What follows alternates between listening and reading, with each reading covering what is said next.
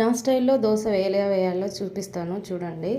దోశ వచ్చేసి నేను ఈ టైంలో నైట్ టైమ్స్ ఎందుకు వేస్తున్నానంటే ఇంట్లో మా హస్బెండ్ లేడనేసి సింపుల్గా రసమన్నం చేసేద్దామని చేశాను. కానీ మా పిల్లలు దోశ కావాలని అడిగారు. మనకు నచ్చింది చేసి వాళ్ళకి తినమని చెప్పేదానికంటే వాళ్ళకి నచ్చింది చేసి పెడితే బాగా తింటారు కదా అనేసి సర్లే అనేసి దోశ పిండి తీసుకొని వచ్చి చేశాను. దోశ వేసేసి ఉల్లిగడ్డ చట్నీ దానిపైన ఇంకా బాగా అప్లై చేయాలి. ఫస్ట్ ఆయిల్ వేసుకొని దానిపైన ఉల్లిగడ్డ చట్నీ వేసుకోవాలి. ఇంకా ఆయిల్ వద్దనుకునే వాళ్ళు నెయ్యి వేసుకోవచ్చు. మా పిల్లలు నెయ్యి తినరు, ఆ స్మెల్ కూడా పడదు, అందుకే ఆయిల్తోనే వేసాను. పైన ఆ ఉల్లిగడ్డ చట్నీ కలుపుకున్న తర్వాత పప్పుల పొడి చల్లాలి. చల్లిన తర్వాత దాన్ని కొంచెం మగ్గనిచ్చిన తర్వాత దాన్ని మనం తినడానికి ప్లేట్లో వేసుకొని తినేసేసేయడమే, సర్వ్ చేసుకొని. కానీ night times masala dosa avoid చేయడమే బెస్ట్. ప్లెయిన్గా తింటేనే మంచిది, ఎందుకంటే డైజెస్ట్ కోసం అంత మంచిది కాదేమో. కానీ పిల్లలు అడిగినారు కాబట్టి చేయాల్సి వచ్చింది. వాళ్ళు అడిగింది చేసి పెడితే నచ్చినట్టు తింటారనేసి.